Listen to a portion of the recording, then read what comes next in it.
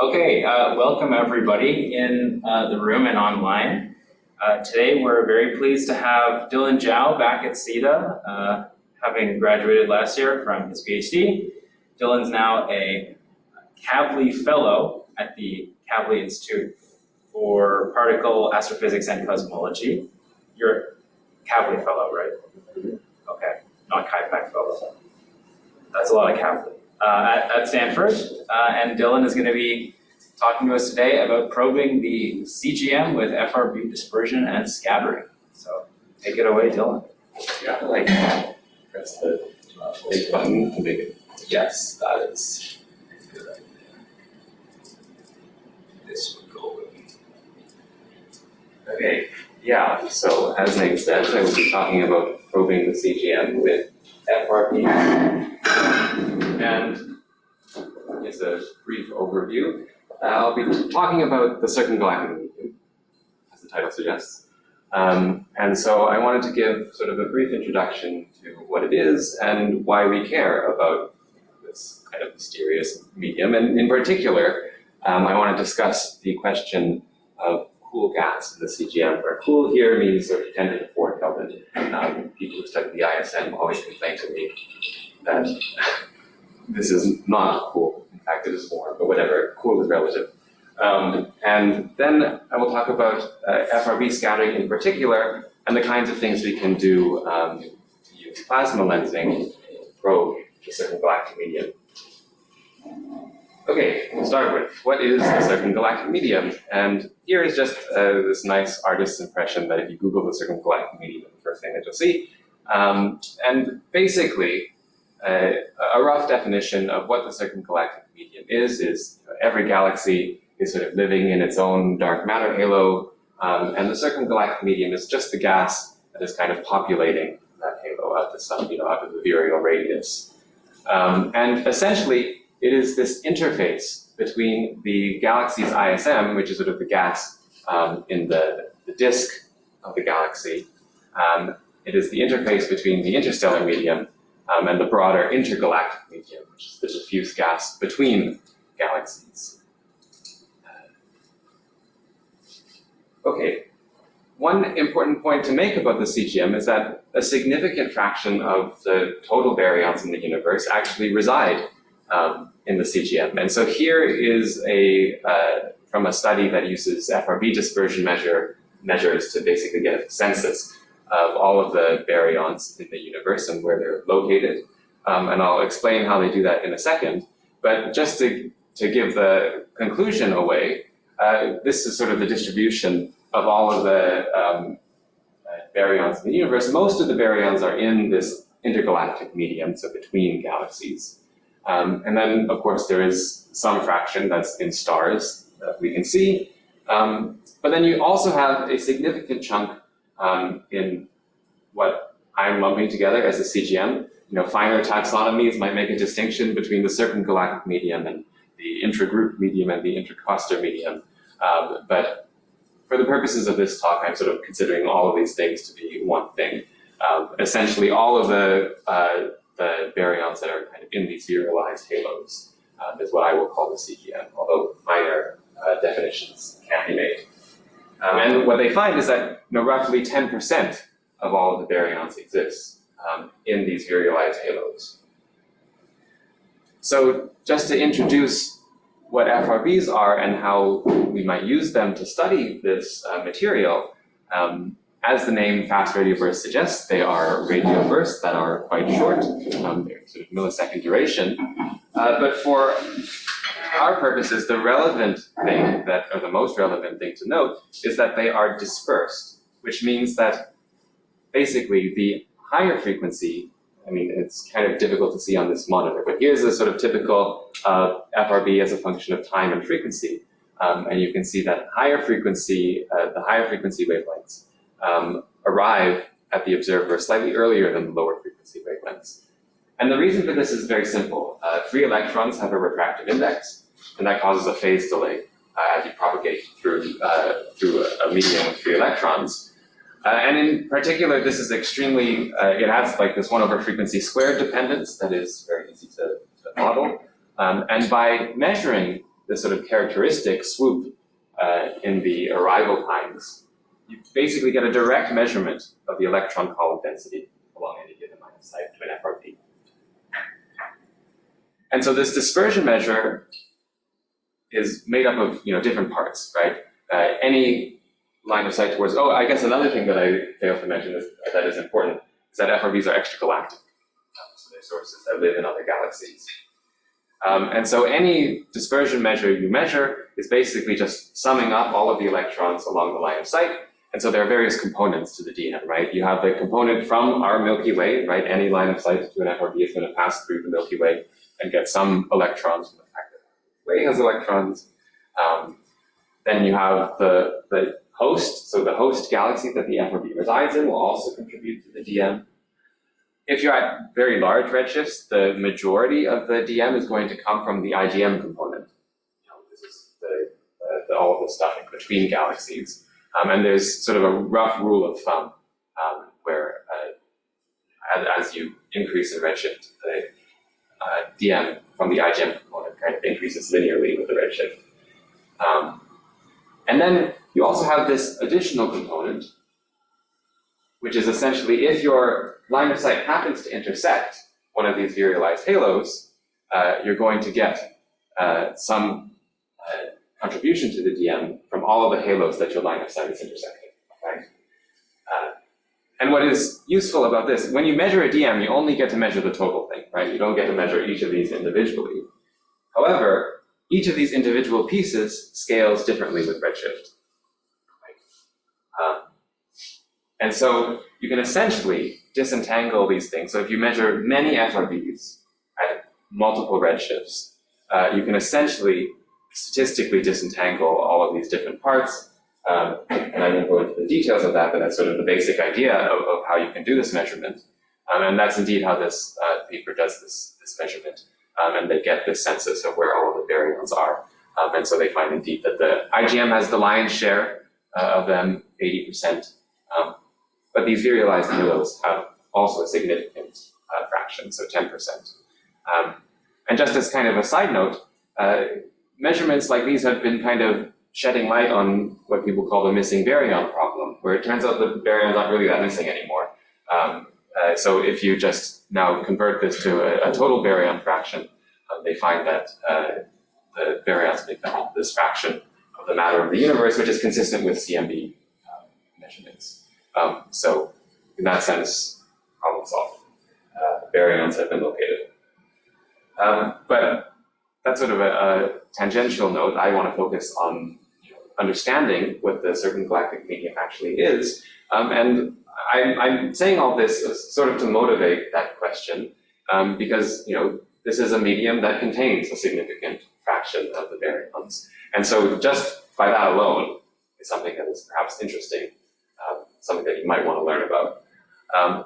But it's more than that. There are lots of interesting questions related to this sort of elusive medium, because we think that the CGM plays a really important role in regulating the evolution of galaxies, their star formation histories. So, for example, we know that if you look at star forming galaxies, and you look at their star formation rate, and then you look at how much material is in their ISM, they will run out of material faster than we know star-forming galaxies to exist for, right? So we know that something has to be replenishing the material in the ISM. And so it's thought that the CGM is playing an important role in sort of recycling the material for star formation. And because of this, we think that the CGM also plays an important role in the transition from a star-forming galaxy to a non-star-forming galaxy. So there's some process by which the CGM is replenishing the ISM of a galaxy. And then at some point, this process kind of stops and leads to quenching the galaxy, right? And so there are open questions about how does this actually happen in detail. And also, there's kind of an interesting side note here, which is that if you were to just tally up all of the volume in the virialized halos and the volume in the IGM, you will find that, and predict how much baryons should be there based on multiply the volume by the average number of baryons. You find that the halos are actually slightly underdense relative to what you might think they would be. So we also know that this suggests that there are these complicated feedback processes which are causing baryons to escape the CGM. This artist rendition kind of has all of these processes sort of schematically drawn. You have the accreting gas that replenishes the material, cycling gas, but there's also causing the gas to escape the CGM. Is volume the fair comparison, or would it be like dark matter complement? That's actually the more relevant comparison, yeah. Okay, and so the thing that I am particularly interested in is this mystery that has been kind of arising in the last decade or so, which is the origin of what people call this cool gas in the CGM. And of course, I will explain what that is. But before I explain that in detail, I want to sort of sketch the basic picture of how people think the processes of like replenishing the ISM material might work.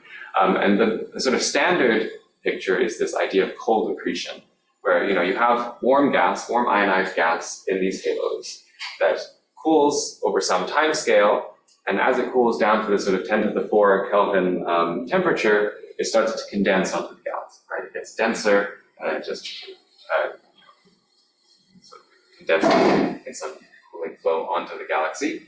And then this material is what is being used to sustain star formation.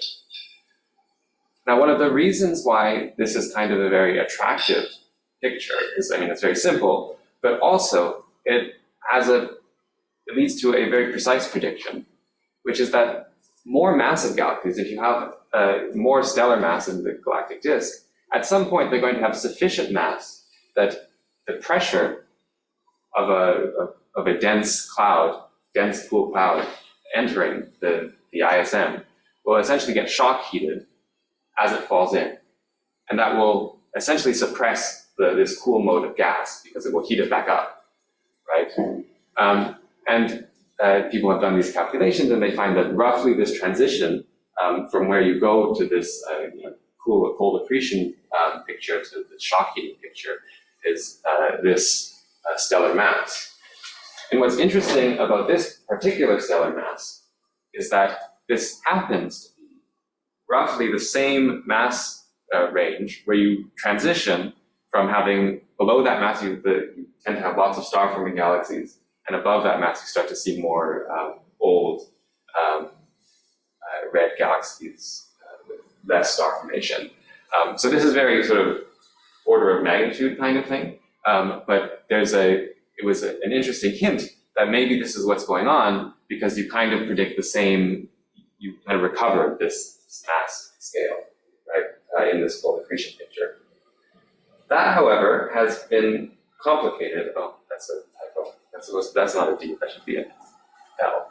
Anyway, this picture is kind of complicated because one of the concrete predictions is that above this mass range, you basically shouldn't see this cool gas at all, right? It should be suppressed. Or at the very least, how did I make that typo twice? I don't understand. It's a superposition of cool and cold. Yeah, that's probably what it is. That's actually probably what I did. Anyway,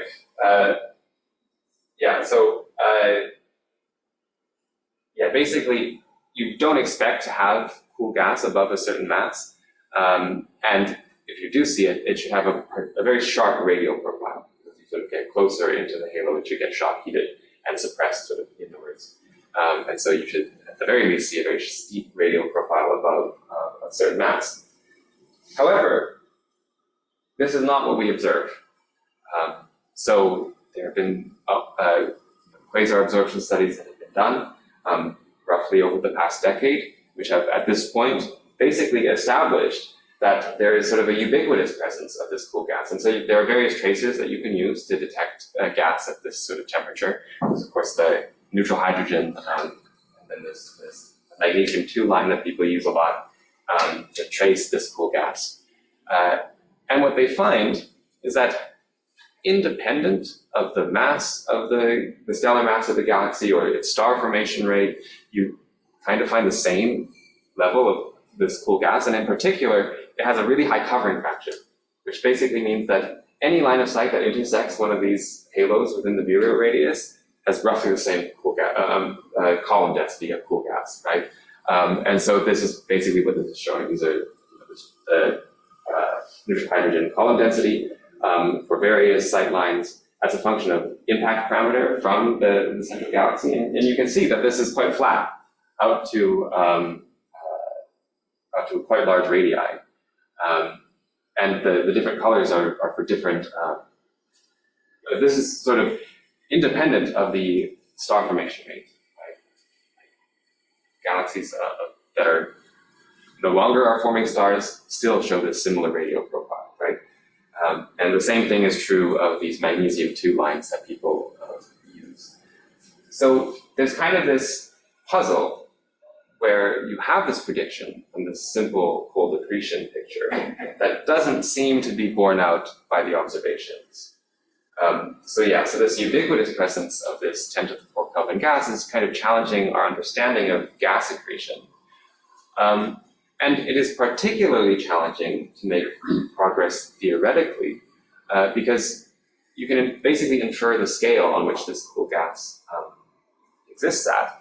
And the inferred scales are quite small, so they're roughly a parsec, which is extremely small. Like if you want to simulate things, right? Any simulation of these halos, right, are not going to be able to resolve something that small, right? And so there's not just a challenge to this basic picture, it also poses a challenge to making progress through detailed simulations. And so just to explain how you get this inferred scale, this is just a table of various observations of this cool gas. And so what you directly measure is basically a column density. But then you can use these photoionization models. There's a bit of uncertainty here, but you can get sort of rough estimates. But you can essentially infer the ionization state of the cool gas and infer an actual density. So there you measure a column density, you infer 3D density, and then you can see that just divide the 3D density or divide the column density by 3D density, you kind of get a characteristic scale associated with this cool gas. And it turns out that that's sort of, you get a range of values, roughly on the parsec scale. Either way, 10 parsecs is also quite small for simulations, and it's not really that important. But okay, so what do we actually know about the cool gas? We know sort of two things. We know that it has this small scale associated with it, and we know that it has high covering fractions, right? So like I say, basically, anytime you look through a halo with these quasar absorption, you see this cool gas, which means that it has to, basically be persisting throughout the entire halo, right? And this just phenomenologically kind of suggests a mist-like model. So what we're basically saying is that you don't have a lot of this cool gas in terms of the volume filling fraction, but it has a super high covering fraction. So if you have just a bunch of tiny little cloudlets that are existing on these small scales, and if you're saying that the CGM is full of these tiny little cloudlets sort of fused all throughout, you kind of recover these basic observational facts about it. And there's this paper in 2018 that suggests sort of a universal mechanism for how you might achieve something like this in a fairly simple physical way. And so what they claim is that you're kind of energetically favored to, so if you have some cloud of warm gas, it's 10 to the 6 Kelvin, and it's cooling over time, you might think that the natural way it's going to cool is it's going to sort of coherently condense into one big cool cloud. But they claim that sort of energetically, you're actually, this scenario is more favored where it shatters into a bunch of small pieces. And they arrive at some simple scaling relationship for the size of these shattered pieces, given the density of it. So they get the sort of 0.1 parsecs over the 3D density, which is roughly consistent with the inferred measurements. Okay, so this is sort of interesting. This is all to do with the CGM. There's various open problems. We don't really understand too much about it. It's something that's difficult to probe and also difficult to make progress on with simulations. So how do FRBs come into this? I've already sort of discussed how you can use dispersion measures to sort of tally all of the electrons in the CGM, but can we do anything more? And so this is where FRB scattering comes in. And this is, it's kind of a similar effect, or at least it has the same origin as dispersion, where dispersion comes from the fact that you have a refractive index due to free electrons. But we all know that refractive indices also bend your light, right? So if you have some blob that has some refractive index, your light isn't just going to go straight through the blob, it's going to get bent by some bending angle. And we don't really need to go into the details, but you can predict what this bending angle is. If you know how many free electrons are in this blob, you can predict what that bending angle is going to be. And you find that if you plug in some of these basic numbers, so where did it go? Why did it disappear? Here it is. So yeah, you sort of, from these measurements, you kind of infer sort of order 1 per centimeter cube density. So if you plug this in, what you get is sort of millisecond scattering for these blobs, which is highly observable for FRBs, because these FRBs are millisecond, sub-millisecond, very short bursts, right? So if you're scattering it by roughly that time scale, you're going to see a burst followed by a bunch of echoes, right? That's sort of what scattering manifests as. So this is all just to say that there is this cool gas. We know that it exists from absorption studies. We can infer densities from these things. And if you then plug that in, you find that indeed this cool gas should be not just dispersing the FRBs, but should be scattering them. It's fully ionized, this cool gas? So it is not fully ionized, so there is a factor, but it's not like tiny fractions. So you say this is 0.1, the ionization fraction like 0.1. So you have to adjust by the ionization fraction, but it's not like totally neutral, right?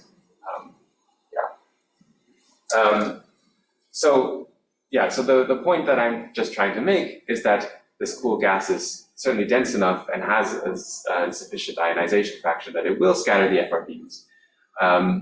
And what is nice about FRB scattering is that it's kind of a complementary probe to dispersion measure, because if dispersion measure is telling you what the integrated column density of electrons is along the line of sight, scattering is specifically sensitive to transverse gradients in the electron density. And in particular, it's sensitive to these transverse gradients on extremely small scales. So the way that you can kind of assess this is through a quantity in optics called the Fresnel scale. And it's not super important, but basically the Fresnel scale is just if you have two paths going from source to observer, one going from this way, how far away, what is the transverse displacement I need to make these paths so that the rays arrive at the observer 1 radian of phase delayed. And this kind of roughly sets this transverse scale that you can probe through any kind of lensing phenomenon. And for FRBs, this is down to like 10 AU, which is tiny, tiny scales of the CGM. Okay. So now I will talk more in detail about FRB scattering and how it kind of works. So this is just sort of the basic picture, right? You have a screen of free electrons, and as a result, instead of just having one path from your source to the observer, you're going to get multiple lines of sight that are scattered, or multiple paths that are scattered into the line of sight.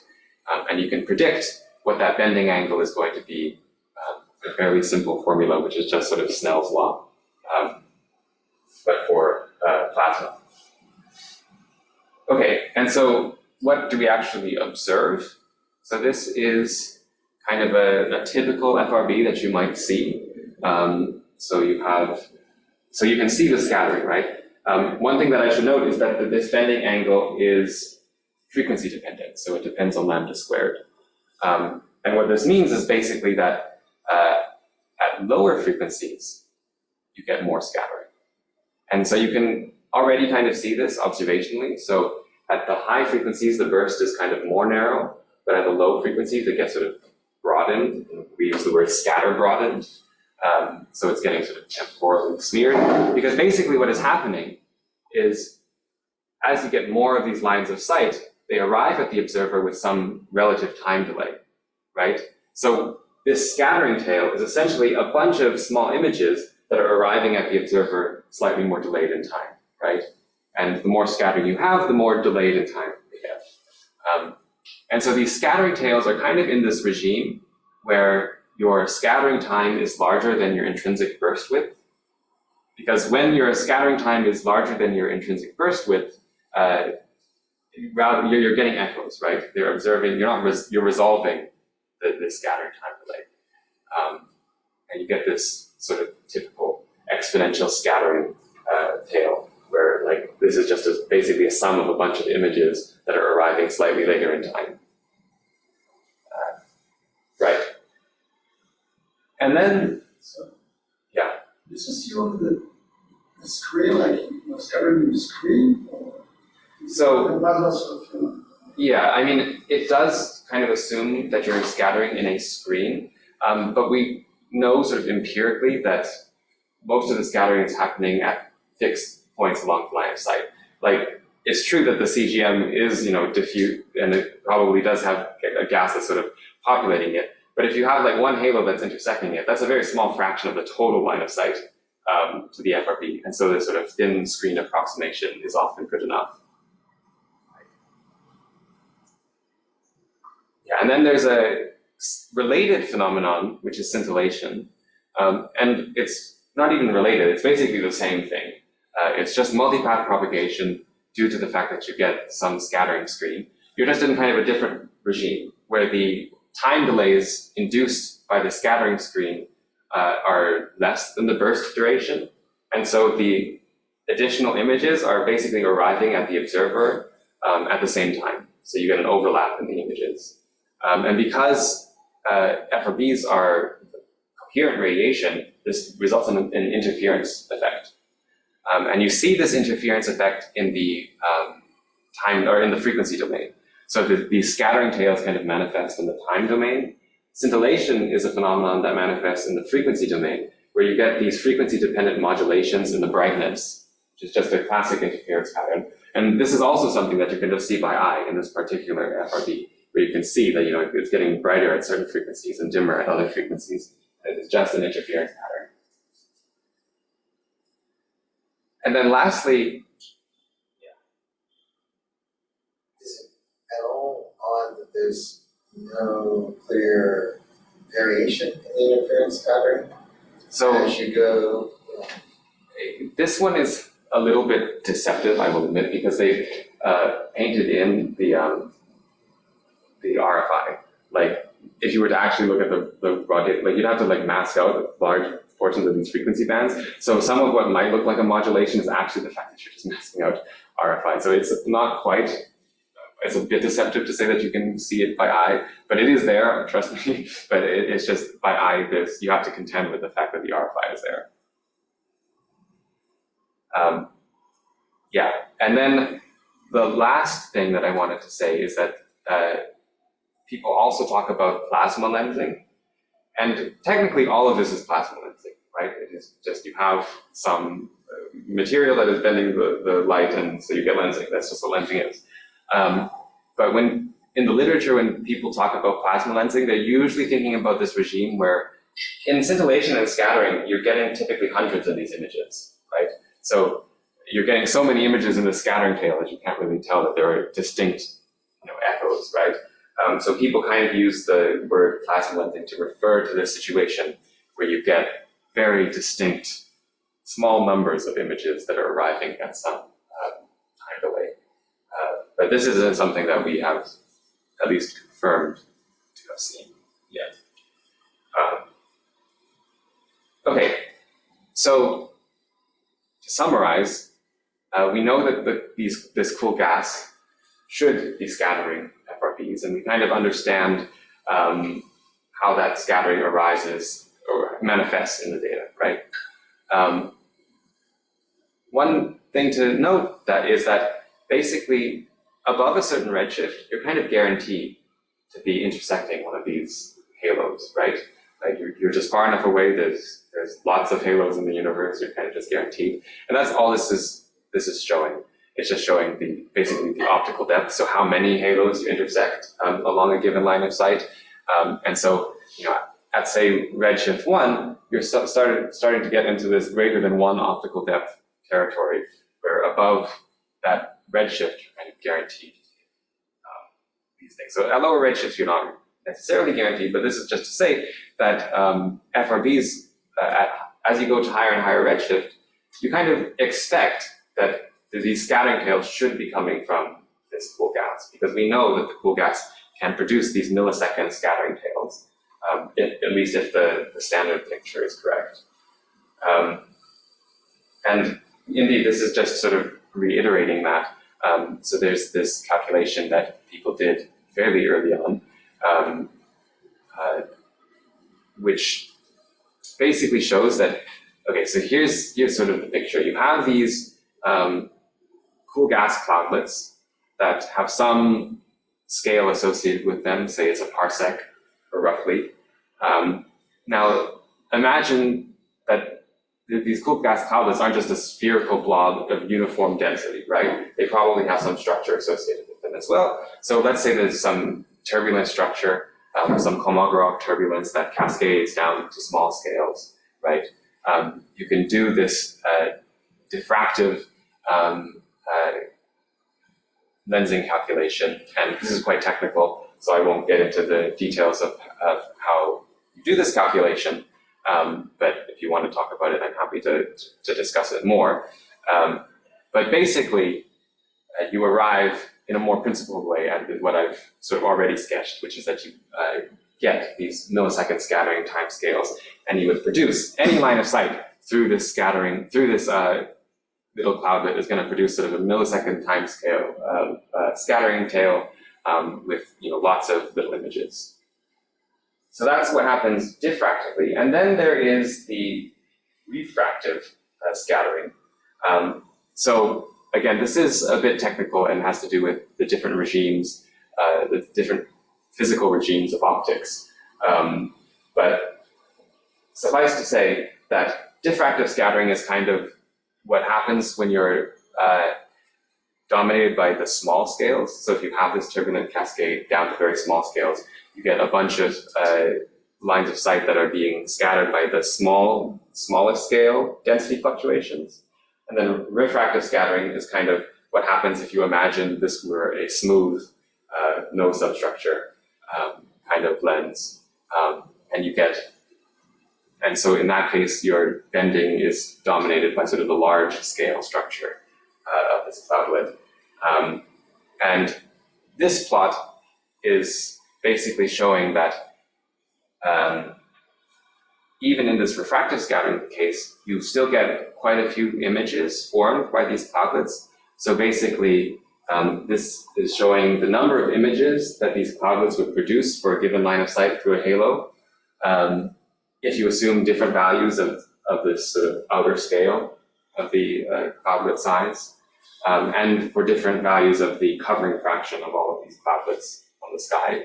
And basically at the sort of fiducial values of sort of fairly high covering fraction and sort of this parsec scale, parsec scale in this case,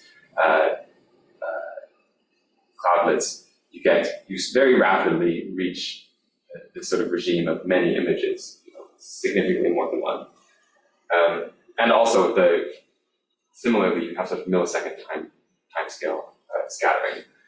So these two things are just to say that sort of independent of what you assume how the gas is behaving, it's going to produce these millisecond scattering timescales. If you assume it has some turbulent structure, it will do it. Even if you assume no such thing, that it's just the plainest, smoothest blob you could imagine, it will also do it. Okay, but there's a problem. And the problem is that observationally, we have found that the scattering tails that we observe are actually generally due to material that is within 10 kiloparsecs of the host, so well within the host galaxy. We basically, well, not basically, we have not seen any scattering that we can confirm to be due to anything along the line of sight. It seems to be the case that FRBs are scintillated by the Milky Way ISM, and they are scattered by something in the host galaxy. And the way that we can make this determination, it's actually quite an elegant technique, where basically, when there's double screen scattering, so imagine there's just the Milky Way ISM. The Milky Way ISM is causing this scintillation, which is an interference pattern, right? And if you recall from basic, undergrad optics, interference patterns require a coherent source and a coherent point source, right? So if you shine a laser through a double slit, you get an interference pattern.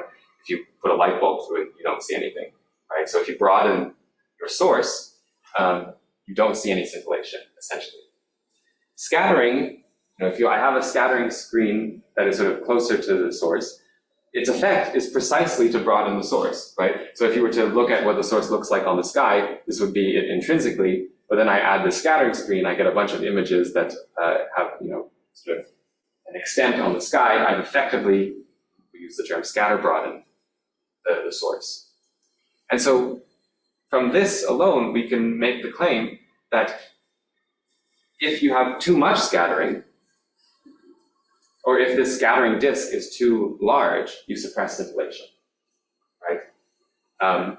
And in conjunction with measuring time delays, this essentially gives you a way of getting an upper bound on the distance of this scattering screen from the FRB. Because if this scattering screen is too far away from the FRB, the scattering disk gets too large on the sky, and so it will suppress scintillation. And so yeah, so if there's some conditions, but basically if you're scattering, if the angular size of the scattering disk is larger than some sort of intrinsic resolution associated with the scintillation screen, you suppress scintillation and you don't see scintillation.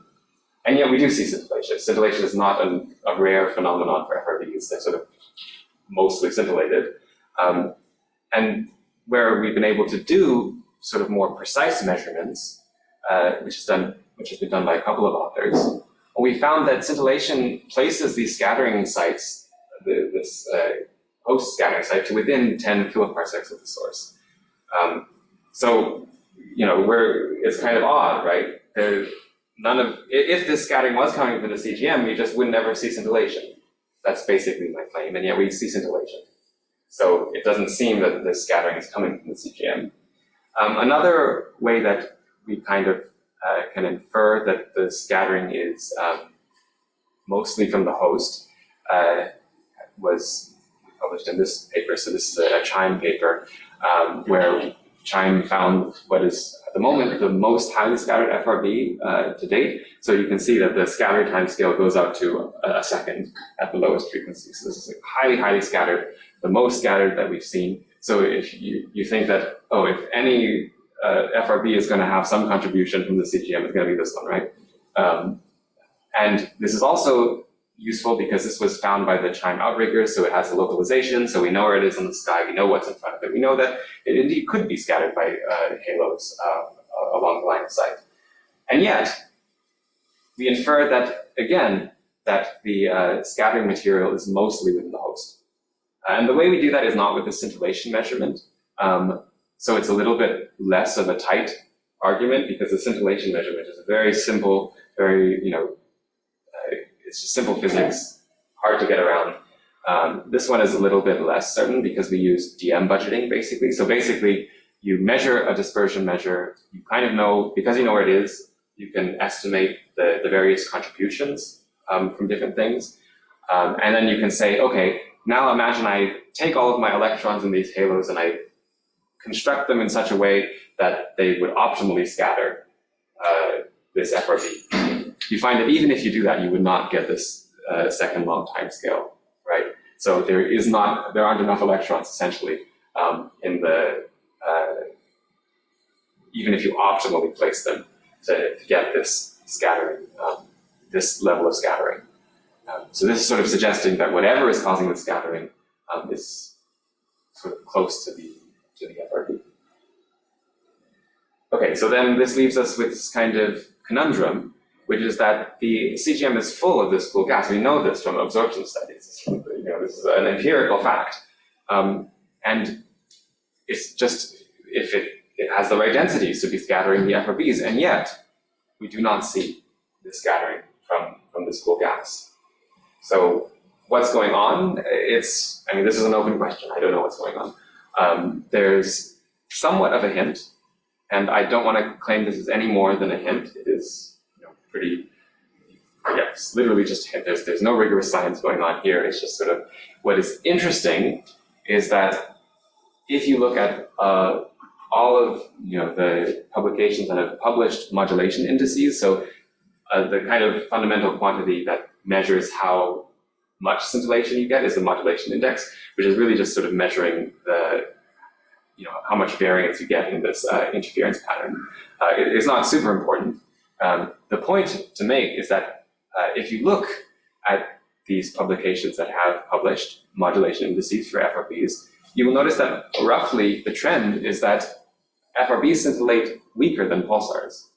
Pulsars sort of commonly have modulation indices of unity, but FRBs have this modulation index sort of actually quite a bit less than 1. So they're scintillating, but they're scintillating more weakly than pulsars.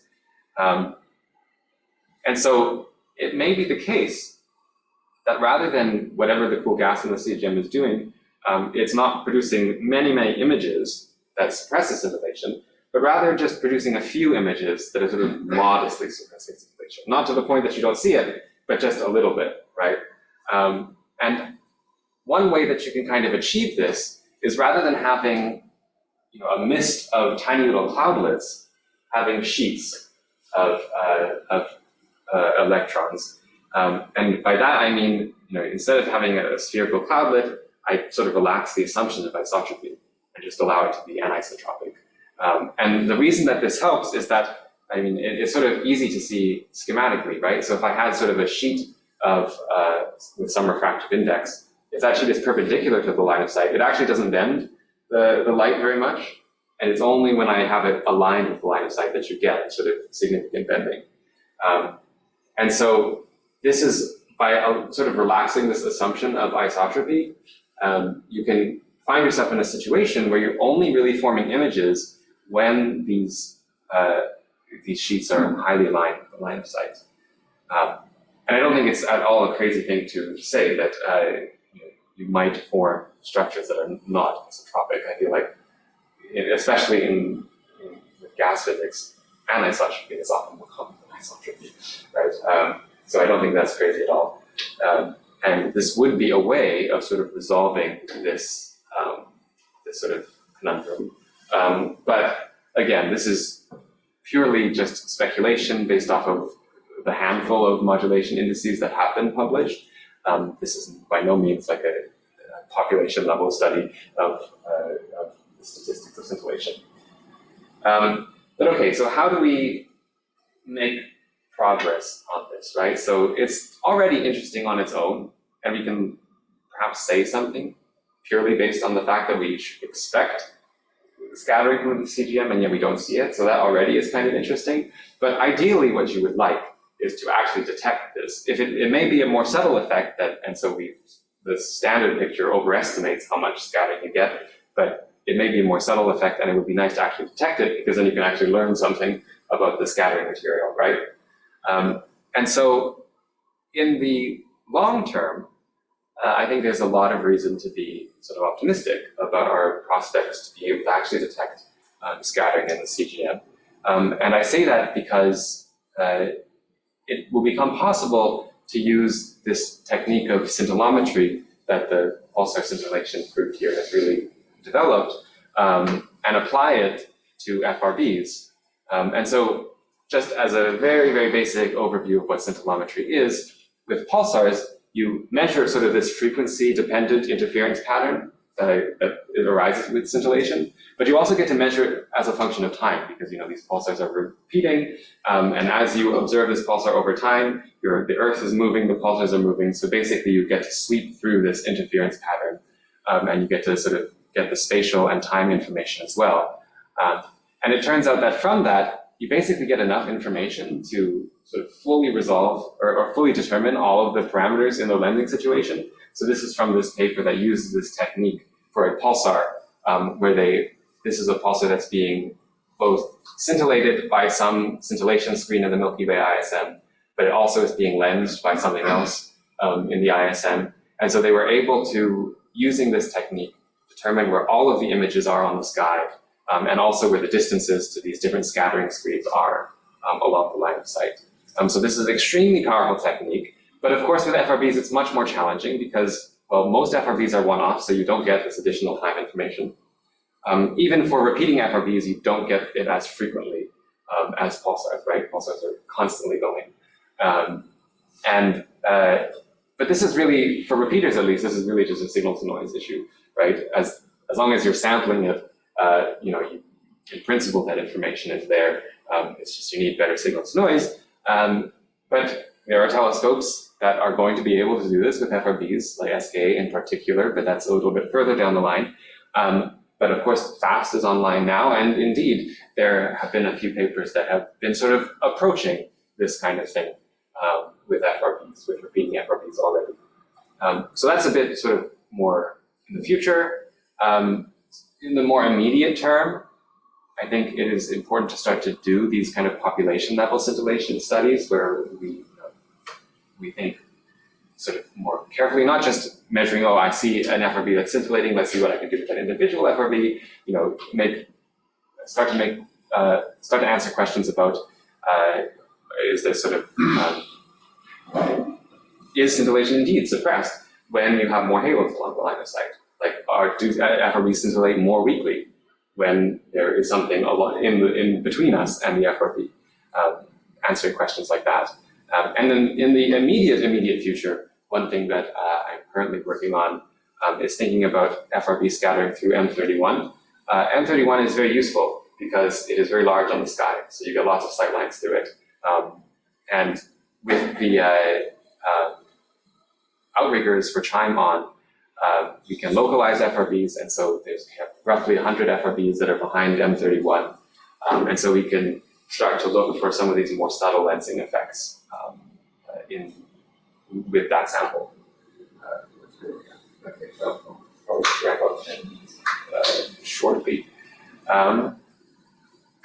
Okay, and then this just last thing I'll mention is that we might be in a situation where our picture of this cool gas is just totally wrong.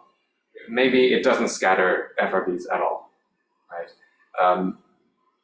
Which would be sad, but can we still learn something about this cool gas through FRBs? And my claim is that, yes, you absolutely can.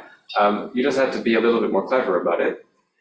And one idea that you could imagine doing is, okay, so just to set this up, this is the picture that I've been drawing. You have this cool gas cloudlet sitting out there. Now imagine I have some sight line that passes through it. That sight line gets dispersed, so it gets slightly delayed relative to if that cloudlet wasn't there. But now imagine I displace this sight line by some lateral displacement, say 100 AU. That's going to be dispersed differently. It's going to have a different time delay, right? And you can predict.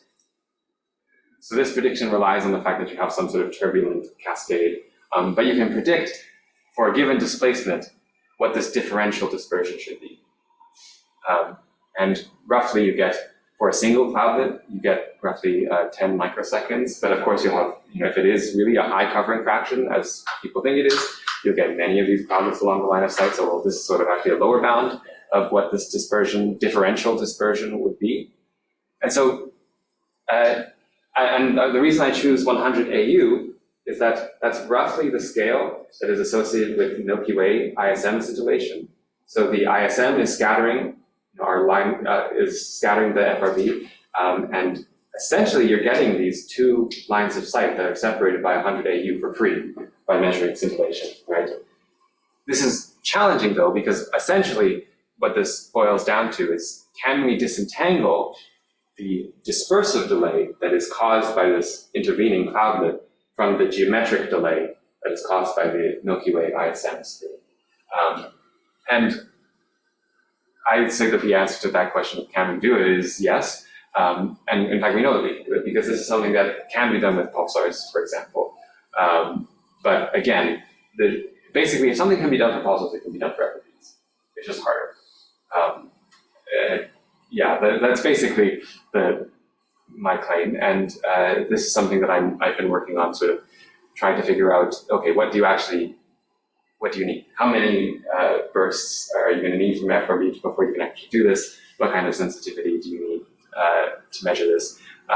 But certainly at this level, we know that the delays are not insignificant. These are fairly significant delays that in principle can be signaled from the geometric delay. Okay, and then there's another section that I won't talk about. It doesn't really matter. So I will end here with these conclusions, which is just that we have this, from absorption studies, we've measured that there is this ubiquitous cold gas in the CGM, and that is kind of a mystery from a physics perspective of, why is this cool gas there? We don't really expect it from this cold accretion picture. But then there's the observational mystery of, if this cool gas exists, which we know it does, then it should scatter FRBs quite significantly, and yet we have not detected this. Even though out to redshift 1, you're almost guaranteed to intersect these lines of sight. Your line of sight is guaranteed to intersect these halos, right? And then just sort of the final point that I want to get across is that these simulation studies for FRBs are really going to play, I think, a decisive role in determining whether or not we can actually probe this cool gas with FRBs.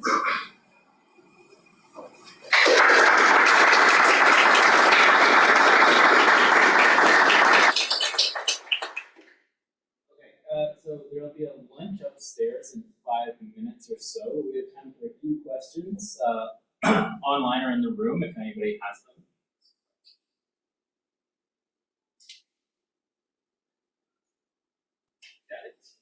So, is it easy to so for the DM, if you just try to measure this for the DM, you have these contributions from the Milky Way, which have large error bars and so on and so forth.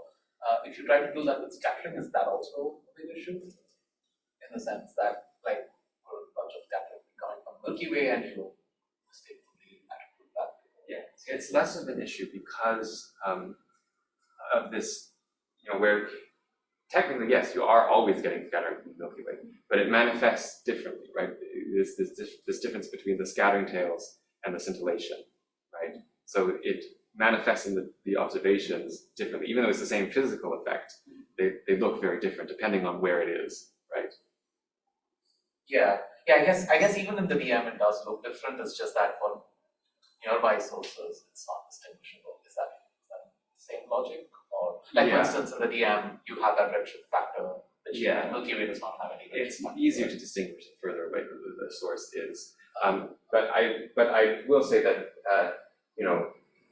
this I think is like really remarkable what you can do with scintillation, where if you get all of this time information, you can just basically completely figure out what everything is, right? You can figure out where all of the images are, you can figure out where the distances are, right? And you can do this to quite extreme precision. But that seems to rely on having a continuous sequence of pulses that fill as 40-second or whatever observational period, so that you can take the Fourier transform. If you don't have that. Yeah, so it does. I mean, yeah, it becomes with FRBs. You're just sampling this whole thing quite a bit less, and so your precision will drop quite significantly. But I mean, we do have FRBs that do. What matters is not.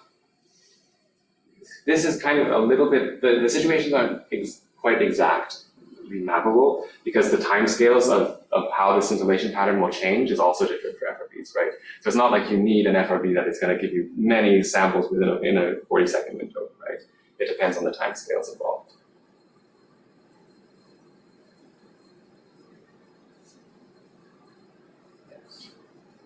Just if I understand, this analysis shows that you know very well the dependence on frequency, right? Mhm.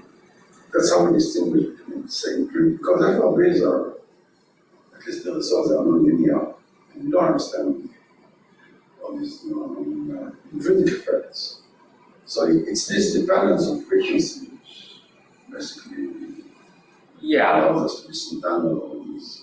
yeah, it's true. But I mean, the thing about the scattering effects is it's always this lambda squared dependence, right?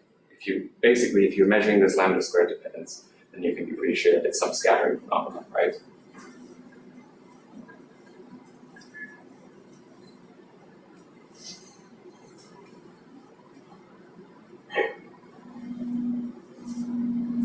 About the scatter broadening, when you start resolving the source to suppress inflation, is there any fraction of FRBs now, I guess, in your populations that do not show any scintillation? So this is a little bit of a tricky question because sometimes you don't see scintillation just because you don't have the signal to noise, right? Your burst is just too weak. There are definitely FRBs where we don't have a positive detection of scintillation, but a non-positive detection of scintillation is not the same thing as saying that, oh, scintillation, it isn't happening, it's suppressed by some other means. So that is definitely something that needs to be thought about more carefully in order to do these more these broader population studies. Has there been any sort of holes with high signal to noise ratio that it's just not, like loses a bit of coherence? But it's just like a messy waterfall? Yeah, I mean, so there have been a couple of bursts that seem to show some interesting features where, so for example, there's one that was detected by time and DSA, which looks like it could be in this regime where you're kind of on the borderline of being resolved, where you're resolving the scattering speed, which is kind of cool because then you can get like an actual distance, not just an upper bound. So yeah, there are things like that that happen. But probably not common for the. Yeah, they're certainly rarer events.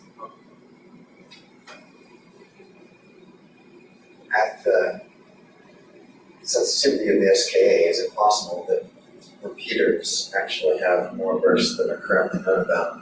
That is another thing. Fold into the analysis. Yeah, that's another advantage that will come with the SKA, and that's almost certainly true, right? Because like the galactic magnetar, whether or not you call it an FRB, is sort of dim that you wouldn't have seen it, right? There's no reason to suspect that we're seeing all of the FRBs. It's almost certainly many different ones. But it's useful if specifically something that repeats has, an additional, bunch of bursts. Yeah, exactly. And like some of the repeaters there's one that's repeating with like every 16 days, but it has every 16 days as a window of quite a lot of activity. So you could imagine that if you were observing this with even more sensitivity, you have just a flurry of bursts in that window, right? Okay, well, I think lunch is probably being served upstairs, so why don't we thank Dylan one more time. If